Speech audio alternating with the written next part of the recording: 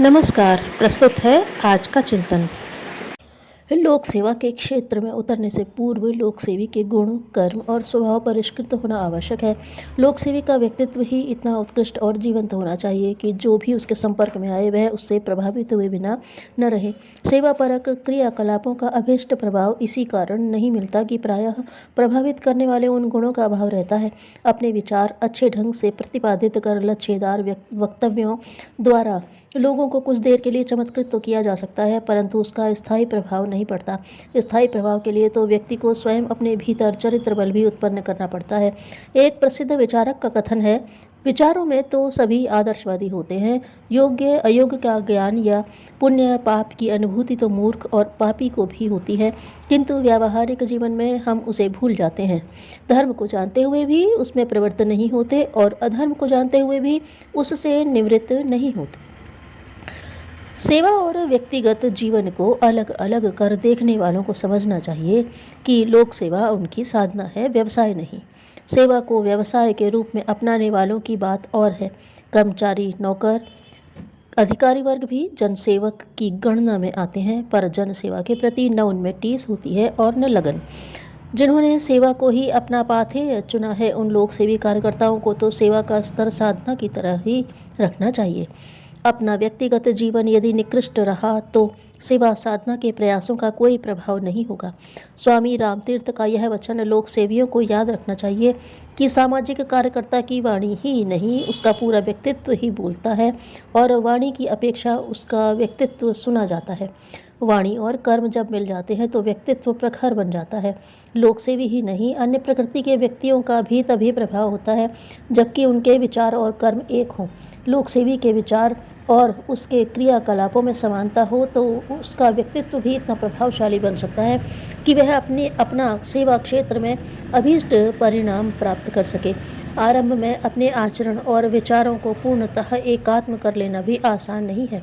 उदाहरण के लिए, लोकसेवी खर्चीले और दान दहेज वाले विवाहों का विरोध करता है, लोगों को अपनी सामर्थ्य से अधिक खर्च न करने की प्रेरणा देता है। उसके घर में कभी विवाह हो रहा हो और परिवार काफ़ी बड़ा हो तो थोड़ी धूमधाम तो रहेगी, पर इसके लिए खूब ठाट बाट और शान शौकत का प्रदर्शन किया जाए, यह सर्वथा अनुचित है। कोई कार्यकर्ता दूसरों को सादगी से रहने और मितव्ययी जीवन व्यतीत करने की शिक्षा देता है तथा स्वयं अपने जीवन स्तर को तथाकथित रूप से उच्च बनाए रहता है तो इसका प्रभाव कुछ नहीं होगा। इसलिए प्राचीन काल से अब तक लोक सेवियों की यही परंपरा रही है कि आवश्यकताएं कम से कम रखी जाएं। आवश्यकताओं का विस्तार किया जाए तो उनका अंत नहीं है। सुविधाएं कितनी ही बढ़ाई जाएं, कोई भी सुविधा अनावश्यक नहीं जचती। रहने के लिए जैसे साधारण से मकान में गुजारा हो सकता है, मोटर, कार तथा एयर कंडीशनर आदि वस्तुओं के बारे में लोक सेवी को औसत और न्यूनतम का दृष्टिकोण अपनाना चाहिए। उन्हें कम करते चला जाए तो हम देखेंगे कि हमारी आवश्यकताएं कितनी कम हैं। एक सामान्य व्यक्ति को खाने के लिए पौष्टिक आहार, पहनने के लिए वस्त्र और रहने के लिए मकान उपलब्ध हो, साथ ही शिक्षा और स्वास्थ्य का प्रबंध हो, तो समझना चाहिए कि इतने साधन हमारे लिए पर्याप्त हैं। वेशभूषा के बाद मुख्य रूप से आती है लोक सेवी की आहार व्यवस्था। सेवा साधना में प्रवृत्त कार्यकर्ताओं को अपनी आहार व्यवस्था सादगीपूर्ण और औसत स्तर की ही रखनी चाहिए। इससे एक तो स्वास्थ्य की सुरक्षा हो जाती है, दूसरे लोगों पर उसका प्रभाव भी पड़ता है। भोजन के संबंध में कुछ व्रत भी लिए जा सकते हैं। घर में रहते हुए तो सादा भोजन सभी करते हैं, पर लोक सेवी बाहर जनसंपर्क या सेवा कार्यों के लिए निकलता है तो लोग सम्मान और श्रद्धा के वशीभूत होकर कई तरह की स्वादिष्ट वस्तुओं की व्यवस्था करते हैं। उनकी सद्भावना को उपेक्षित न करते हुए भी इस बात का ध्यान रखा जाए कि हमारा चटोरापन न बढ़ जाए। इसके लिए लोगों को पहले से ही बता दिया जाए कि हम सादा भोजन ही करेंगे। इसके लिए कोई विशेष व्यवस्था न की जाए तो अच्छा रहेगा। स्वादलिप्सा से बचाव तो अपने आप में ही एक सद्गुण है जिसकी गणना संयम साधना में होती है। इसके लिए एक नियम बनाकर चला जाए, जैसे रोटी के साथ एक सब्जी ही खाएंगे या एक ही दाल खाएंगे। थाली में भोज्य पदार्थों की संख्या 2 या 3 से अधिक नहीं होने देंगे। खान पान की तरह ही लोक सेवी को और दूसरी बातों में भी इतना सतर्क रहना चाहिए कि उन्हें असुविधा हो रही है ऐसा किसी को आभास ही न हो।